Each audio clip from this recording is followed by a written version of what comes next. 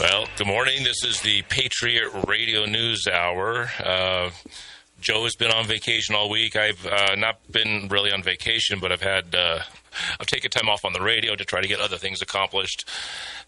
It's summer, and the radio station's got a lot of people trying to take some days, and well, gold and silver's in the days that Joe has not been here and I have not been on the air. I'm going to check the gold and silver markets for you. Just getting up and running here on this Thursday. I'll take a look at the markets. Let's refresh this screen here. Markets have been everything's been pretty sideways this week. Markets up. The NASDAQ is having a monster day at the moment. So I guess Elon Musk must have sneezed or something, so everybody's going to buy a bunch of tech stocks. Gold is up currently about $31, just under $4,100, $4,097. Silver's up 67 cents today. It's been doing this thing for weeks now, going down into the upper 50s, trying to push back to 60, then back down to the upper 50s. But silver is today at $58.32. I am going to maybe get a $20 gold piece special here in the next couple of segments. I'm going to look that up, find a good price. But the number to call to buy gold and silver from the Patriot Trading Group, 800-951-0592. That number again is 800-951-0592. One of the things I do over the years when Joe takes time off, and I'm not, I don't have a huge special. I'm going to try to get a gold special on, but if I don't have a blazing hot special, or we have the phone's ringing off the hook with customers, and we're here to sell gold and silver. I talk a little bit historically about the banking system. Why do we do gold and silver? Why are we piling up yellow metal and silver metal, and holding on to it? And it's because it's a great store of value. Anything that you store that people will buy or need to use is a store of value. Corn, grain. You see those farmers. They have grain elevators. They keep that corn in there, but it does have a shelf life. It can only last so long, even if it's been dried out and ready for long-term storage. Cows, cattle ranchers, you have a lot of value in every head of cattle, but a cow dies. A cow eats every day. You have to give it something to eat, and it needs shelter. Gold and silver, and gold especially. Gold is especially made for the store of value. It can't corrode. Silver, as much as everyone, that listens to the show and likes silver, you sit there and rub a silver coin, let's say like a silver quarter or a silver dime, you sit there and rub it endlessly. At some point, there'll be no silver left. You can actually rub that into the air, like water evaporating, because, many metals can corrode or can decompose essentially into a different form. There's liquid silver and there's, powdered silver. But gold, you can change the shape of the gold. You can turn it into many forms as far as shapes and sizes and weight, but it doesn't corrode. It doesn't. You can sink the gold ship in the 1600s, and here we are in 2026. You could find that ship at the bottom of the ocean, grab the gold coins out of that ship, and they're all pristine. Nothing has happened to them. Gold has got that store of wealth. There's only so much of it for every person walking around. When the population of the world 200 or 300 years ago was less, there was less gold. Well, why is that? Well, because it takes the people to pull the gold out. Well, the people are pulling the gold out. There's going to be more of it, right? But by the time you pull more gold out, there's more people. And so is how gold works. Modern machines pulling more gold out of the ground. Well, the funny thing is about human invention, ingenuity, is as we come up with these big machines that can dig more dirt and move more ground and find more gold at a faster pace, well, the the gold coming out of the ground is coming out faster, but the people, there's more people coming up, and the population gets bigger. So gold is it's very interesting how gold has always had that $20 gold piece stayed $20 for the first 130 years of American history, and America used gold for its money. And then in 1913, the first blow to have the Federal Reserve System come in, and the bankers are going to steal, and they're really good at stealing, and gold gets in their way, so the gold is the enemy. And we're going to play some stuff on the next segment. I'm going to. It's a good listen. I'm not a big AI guy, but some of the content coming out, if it's done well, I'll play it, because it talks about Napoleon. Oh, Napoleon, the guy who wanted to conquer the world, a megalomaniac. He was in it just for himself. Well, we're going to listen to a little bit of that on the other side of the break.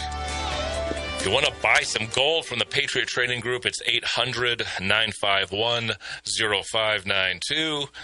Napoleon, the continental system. If you can remember way back in school, you learn about the continental system. Well, what was that?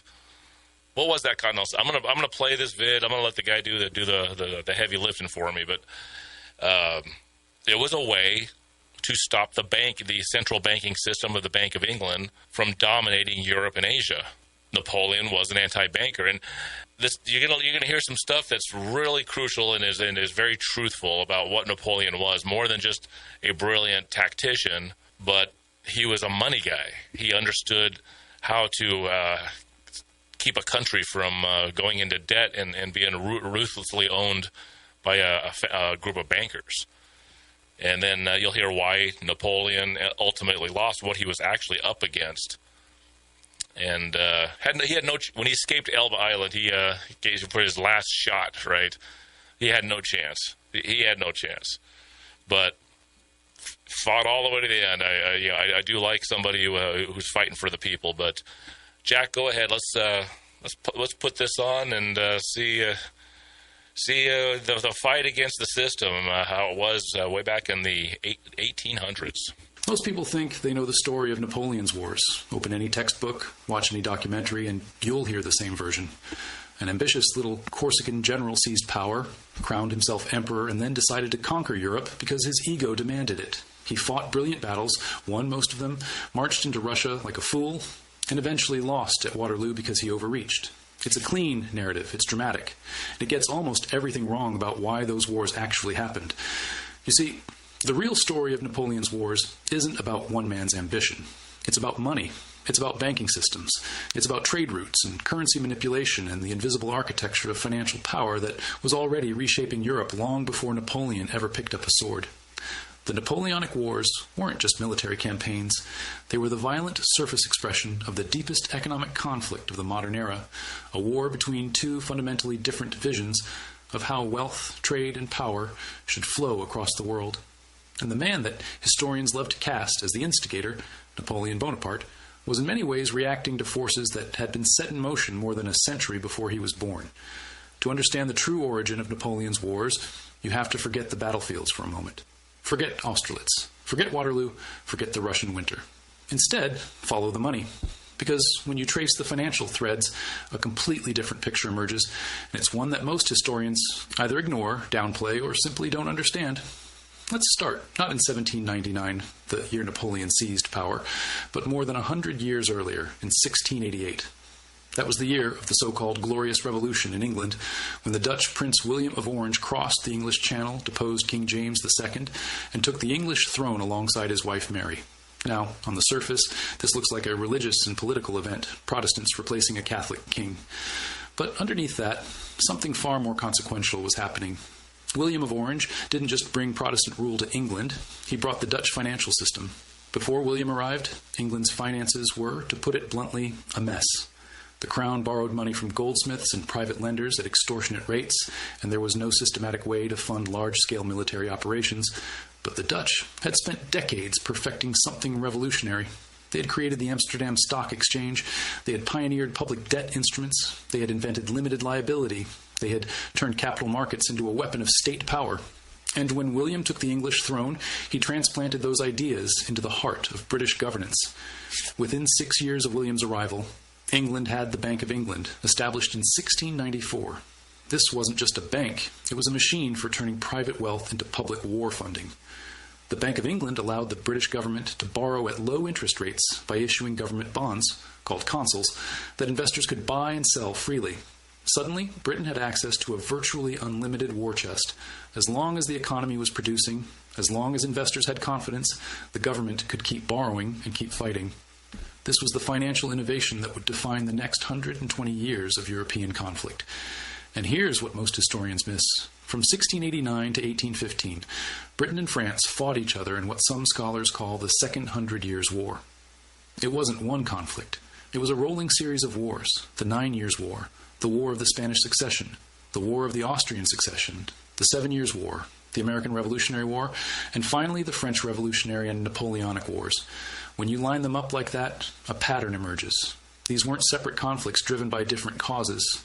They were chapters in a single, sustained economic struggle between two empires competing for global dominance. One empire, Britain, had a financial system capable of sustaining long wars through public credit. The other empire, France, did not. That asymmetry shaped everything that followed. Now let's talk about what was happening inside France, because this is where the conventional narrative really starts to fall apart. By the late 1780s, France was bankrupt. Not metaphorically, literally bankrupt.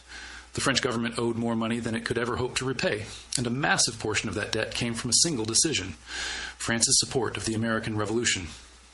Think about the irony of that for a moment. France helped the American colonies break free from Britain, not out of some philosophical commitment to liberty. It was a strategic play to weaken the British Empire. And it worked. Britain lost its American colonies, but the cost of that victory destroyed the French treasury. The French monarchy had spent roughly 1.3 billion livres supporting the American war effort, money it borrowed at crushing interest rates because France had nothing like the Bank of England to offer investors confidence in public debt. By 1789, the interest payments alone on France's national debt consumed more than half of all government revenue. Bread prices had doubled, tax collection was inefficient and deeply unfair, with the aristocracy and clergy largely exempt. The common people were starving while the court at Versailles continued to spend lavishly. When the Estates General was called in the spring of 1789, it wasn't because the French people had suddenly read too much Voltaire and decided they wanted democracy. It was because the government was out of money. The French Revolution, at its core, was a fiscal crisis that spiraled into a political one. And here is where the story takes a turn that changes everything about how we should understand Napoleon's wars. The revolution created an entirely new kind of financial chaos. The revolutionary government, desperate for cash, seized the Catholic Church's vast land holdings and used them as backing for a new paper currency called the assignat. At first, the idea seemed clever. There were about 400 million livres worth of assignats issued, backed by confiscated land. But the government couldn't resist printing more. By 1793, the total money in circulation had ballooned to nearly 3 billion francs, more than double the original amount raised from the confiscations. By 1795, the money supply had exploded to roughly 4.4 billion francs, and the francs' exchange rate against the British pound had collapsed by 45%. By the time the revolutionary government known as the Directory took power, total assignats in circulation had mushroomed to approximately 20 billion francs, and on top of that, the government had issued bonds for another 50 billion. Prices for basic goods had increased by 500 times or more compared to 1790 levels. France was drowning in hyperinflation. The assignat was essentially worthless. People were rioting for bread. The economy had imploded. And this is the world that Napoleon Bonaparte inherited when he seized power in the coup of 18 Brumaire in November of 1799. Now, here's the crucial point that most historians gloss over. Napoleon wasn't just a military genius. He was, perhaps more importantly, a financial reformer. One of the very first things he did after taking power was establish the Banque de France on the 18th of January, 1800.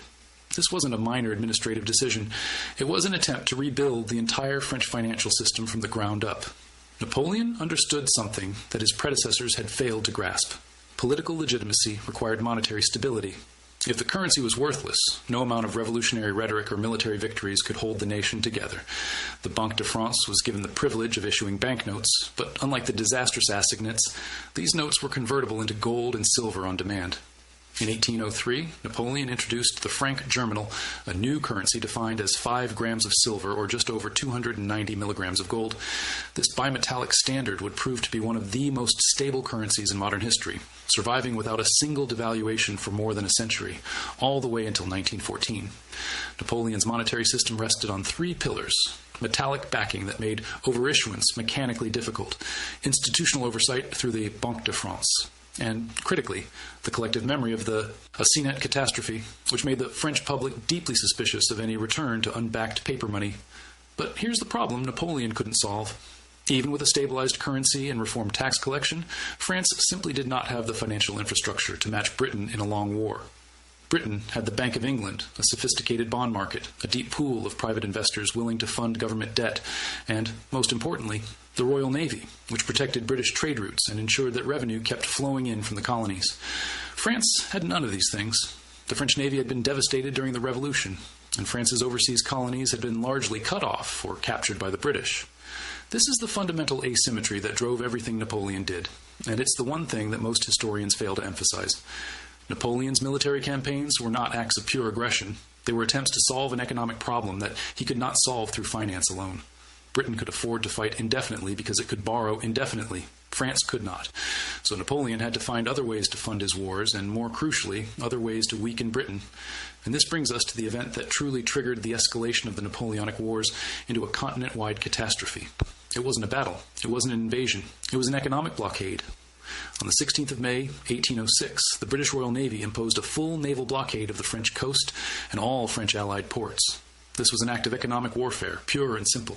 Britain was using its naval supremacy to strangle French trade, cut off French access to raw materials and colonial goods, and squeeze the French economy until it collapsed.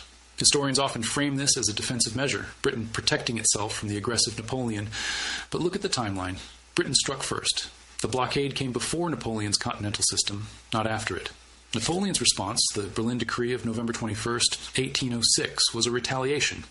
He declared that all British Isles were in a state of blockade and forbade France or any of its allies from importing British goods into Europe.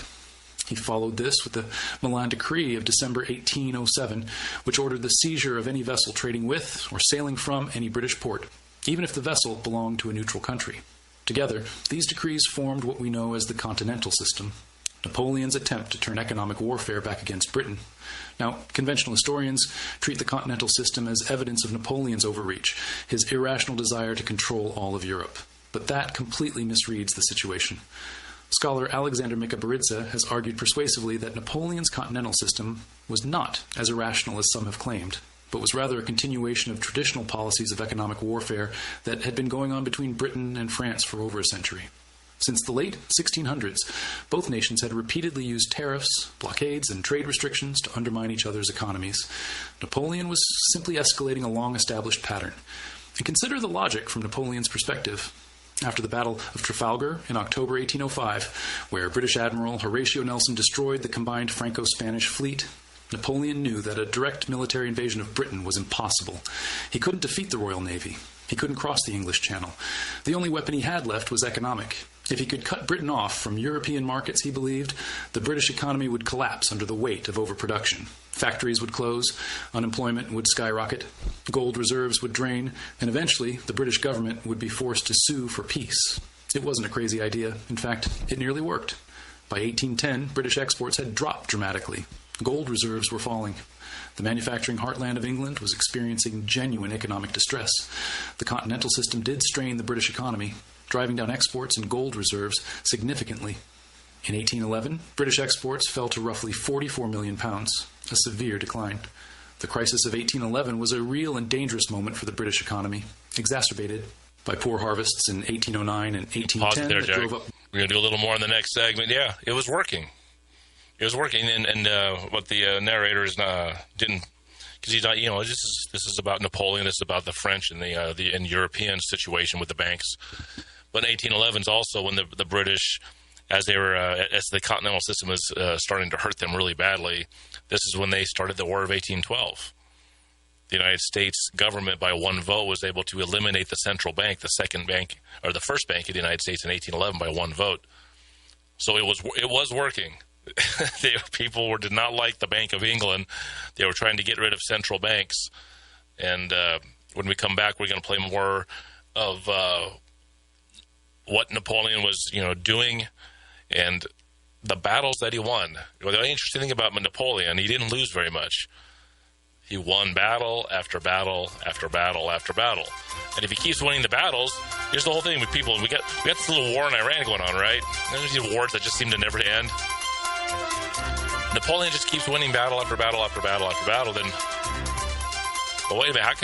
How come it ended up not going so well? So we'll answer that on the other side. Napoleon, he wasn't trying to conquer the planet. He wasn't. He was trying to give freedom to the people.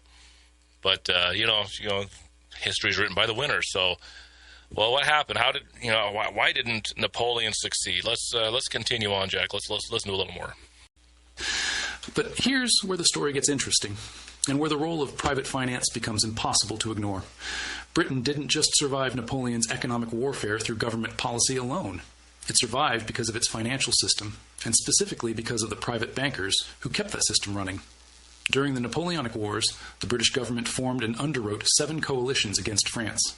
The total cost to Britain came to roughly £1.6 billion. Britain's national debt tripled during this period, ballooning from around £290 million to approximately £860 million.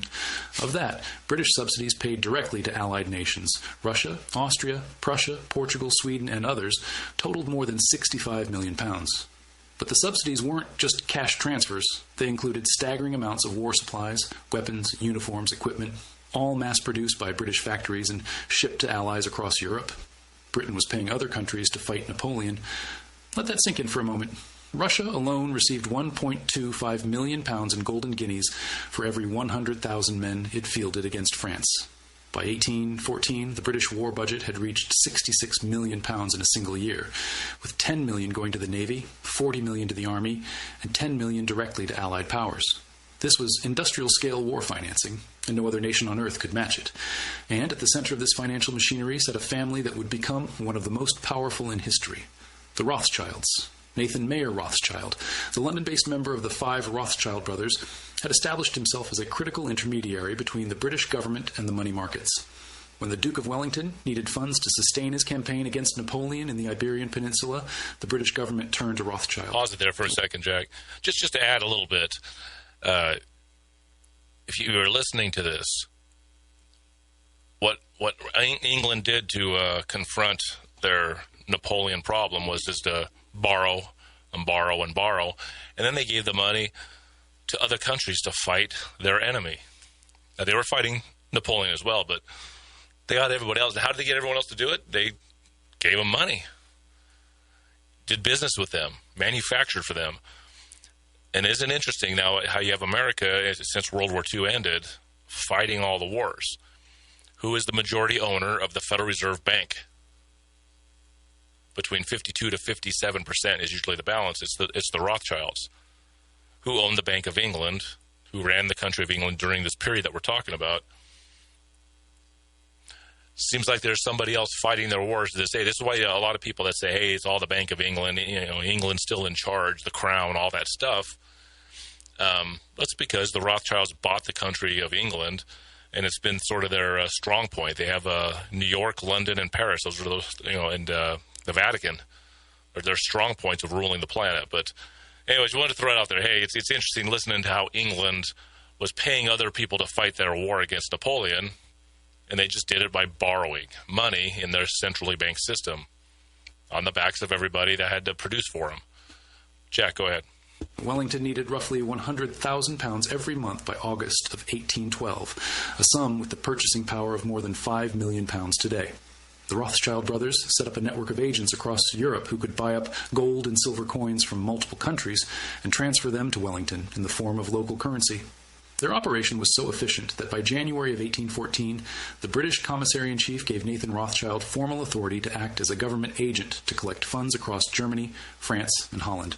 The Rothschilds earned a 2% commission on these transfers, but that barely begins to capture the scale of their involvement. They weren't just moving money. They were financing multiple sides of the conflict simultaneously. While Nathan funded the British war effort in London, his brother Jacob, based in Paris, maintained financial relationships with the French side. The Rothschilds' position of neutrality, their ability to operate across borders and across battle lines, gave them a unique and incredibly profitable position. Regardless of who won any given battle, the Rothschilds made money. And then came Waterloo. The legend goes that Nathan Rothschild learned of Napoleon's defeat at Waterloo a full 24 hours before the British government, thanks to his private network of couriers who used coded messages and carrier pigeons. Whether every detail of the famous Waterloo story is accurate has been debated by historians, but what is not disputed is that Rothschild had built a communication network faster than anything any government possessed. He had access to information before anyone else, and he used that information to trade on the London bond market. When the official news of Napoleon's defeat finally reached London and British government bonds soared in value, Rothschild was positioned to reap enormous profits. By 1820, the Rothschilds were the most powerful banking family in Europe, their credit network essential to any major government financial operation. Now, I want to be clear about something. I'm not suggesting that the Rothschilds caused Napoleon's wars or that they were pulling strings behind the scenes like puppet masters. That would be a simplistic and conspiratorial reading of history. What I am saying is that the financial infrastructure that enabled Britain to fight Napoleon for 22 consecutive years, to fund 7 separate coalitions, to subsidize armies across the entire European continent, that infrastructure was not a minor detail of the war. It was the war. Without British finance, the coalitions against Napoleon would have collapsed. Russia couldn't have fielded its armies. Austria couldn't have rebuilt after its defeats. Prussia couldn't have armed its soldiers. Britain's money was the glue that held the anti-Napoleon alliance together, and private bankers like the Rothschilds were the ones who made that money flow. Napoleon himself understood this perfectly. He called the British subsidies to his enemies by a contemptuous name. He referred to them as the Golden Cavalry of St. George, the idea being that British gold coins stamped with St. George were doing more damage to France than any cavalry charge ever could. And he was right. Napoleon won battle after battle, campaign after campaign, and yet he could never deliver the knockout blow because every time he defeated one coalition, Britain simply opened its checkbook and funded another one. This is the real tragedy of Napoleon's position, and it's the thing that most military historians completely fail to grasp. Napoleon's wars weren't ultimately about territory or ego. They were about a man trying to break a financial system that he could not compete with. Every major military decision Napoleon made in the later years of his reign can be traced back to this fundamental economic problem. Consider the Peninsular War, which began in 1807. Why did Napoleon invade Spain and Portugal? The standard explanation is that it was about enforcing the continental system, since Portugal refused to comply with the trade ban on British goods. And that's true. But go one level deeper. Why was Portugal trading with Britain? Because Portugal's economy depended on it. Portugal's Atlantic trade routes were intertwined with British commerce.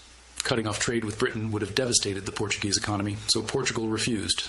Napoleon invaded to enforce his economic blockade, and the result was a 6-year quagmire that killed over 200,000 French soldiers and drained French resources at a time when Napoleon could least afford it. Or consider the invasion of Russia in 1812, the catastrophe that ultimately destroyed Napoleon's empire. Again, the standard explanation focuses on Napoleon's ego, his desire to punish Tsar Alexander for defying him. But the real cause was, once again, economic. Russia had joined the continental system after the Treaty of Tilsit in 1807. But the economic pain of complying was severe. Between 1807 and 1812, the continental system led to a roughly 1,300% increase in Russian national debt, a 50% drop in the value of the Russian paper currency, and a 40% decline in exports. Russian nobles were losing fortunes. The ruble was collapsing. All right, welcome back. The Patriot Radio News Hour, gold and silver, 800-951-0592 to buy gold and silver. Gold and silver, it's your rock, that's your safety, it's your savings. It's you got to have it as a part of your financial future. So let's continue on. I'm not even going to get the whole thing in. Let's do more of this Napoleon bit and what happened during the Napoleonic Wars. Jack. By December of 1810, Tsar Alexander reopened Russian ports to neutral shipping, which was a thinly veiled restoration of trade with Britain. Napoleon's choice was stark. Either accept Russia's defection from the continental system, which would effectively destroy his entire economic strategy against Britain, or invade Russia and force compliance. He chose invasion. not because he was a megalomaniac who couldn't resist conquest, but because his entire strategy for defeating Britain depended on keeping Russia in the economic blockade. It was a desperate gamble born of financial desperation, not battlefield ambition, and we know how that gamble ended. Napoleon assembled the largest army Europe had ever seen, roughly 600,000 men, and marched them into Russia in June of 1812. The Russians, rather than meeting him in a decisive battle, retreated, burning everything behind them in a scorched earth campaign that left Napoleon's army with nothing to eat, no shelter, and no way to sustain itself across the vast Russian landscape. By the time the remnants of the Grande Armée stumbled back across the border in December, fewer than 100,000 men remained in fighting condition. The rest were dead, mostly from disease, starvation, and the brutal Russian winter, more than 500,000 casualties. It was the greatest military disaster in European history up to that point, and it was caused not by Napoleon's arrogance, but by the impossible economics of trying to fight a financial superpower without a financial system of your own. Now, there's another dimension to this story that rarely gets discussed, and it has to do with what Napoleon was actually trying to build. Because if you look beyond the battles and the blockades, Napoleon was attempting something genuinely revolutionary in the economic sphere. He wasn't just trying to destroy British trade, he was trying to create an alternative European economic system. The Banque de France wasn't just for France. Napoleon established similar financial institutions in the territories he controlled. He introduced the Napoleonic Code, which standardized commercial law across much of Europe, making contracts more enforceable and property rights more secure. He built roads, bridges, and canals that connected previously isolated markets. He modernized tax collection. He introduced the metric system for weights and measures, which made cross-border trade far more efficient. In a very real sense, Napoleon was trying to build something like a European common market more than a century before the European Economic Community was established. He wanted a continental economy that was integrated enough to rival Britain's global trading empire. If he could create a self-sufficient European economy that didn't need British goods or British capital, then Britain's financial superpower status would become irrelevant. This is why the continental system, despite its obvious failures, wasn't as irrational as it's often portrayed.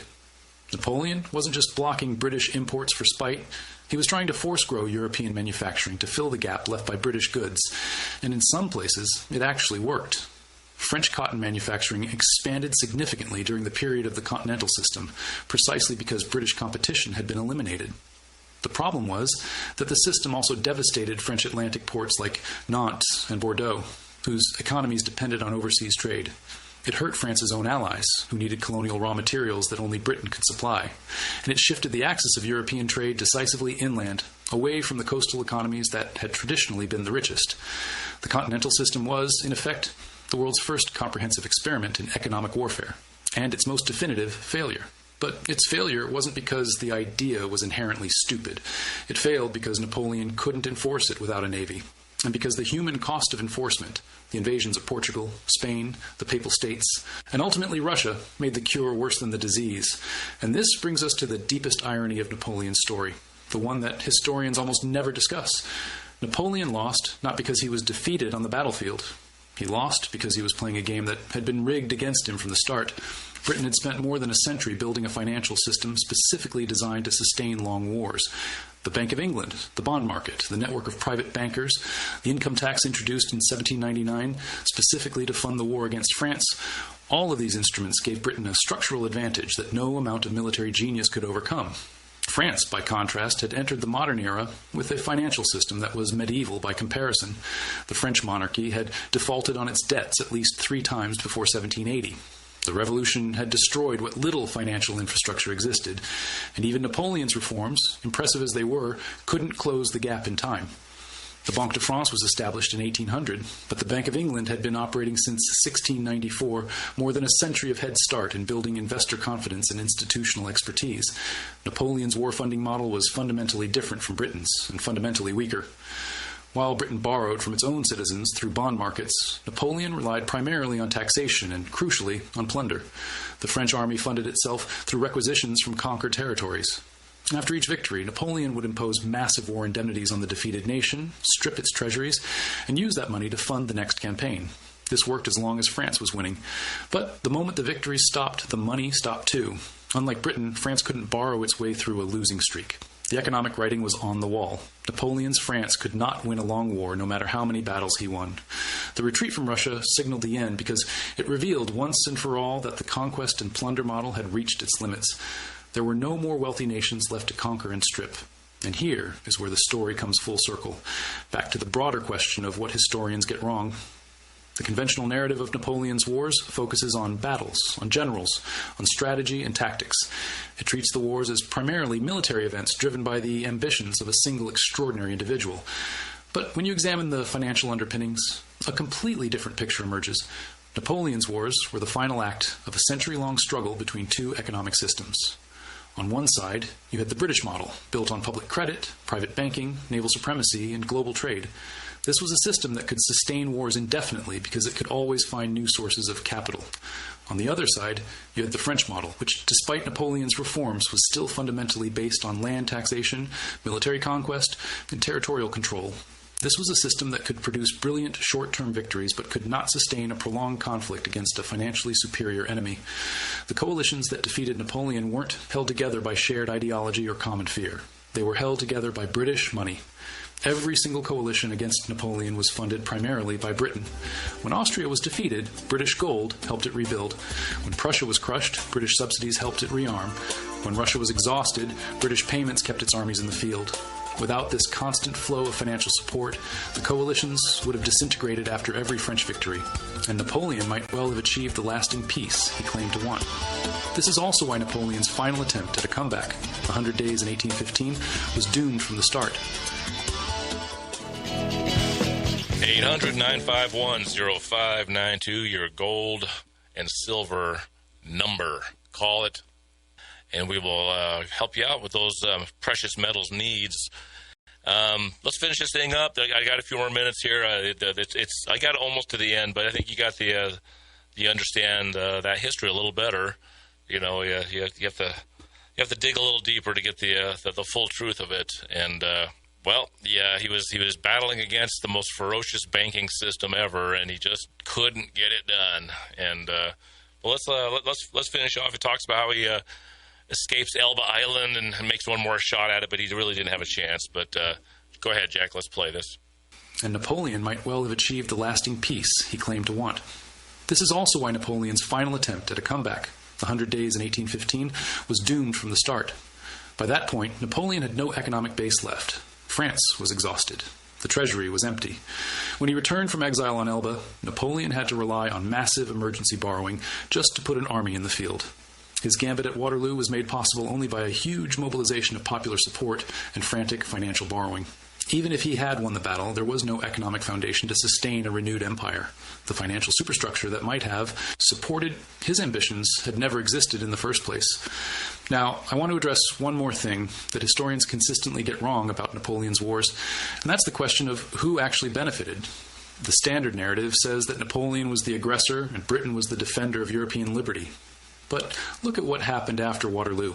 The Congress of Vienna in 1814 and 1815 restored the old monarchies to power across Europe.